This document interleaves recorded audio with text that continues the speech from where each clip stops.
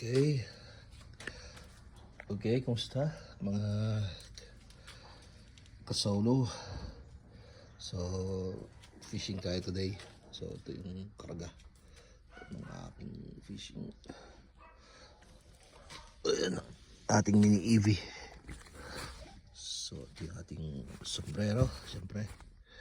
Ito yung ating bag. Mga ano, then upuan nandun. Then, ito yung ating mga rods.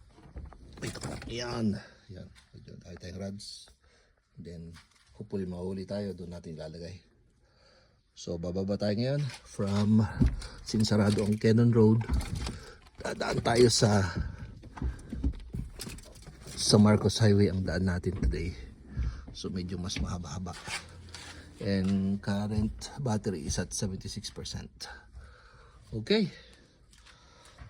So, tignan natin mamaya kung ano mangyari.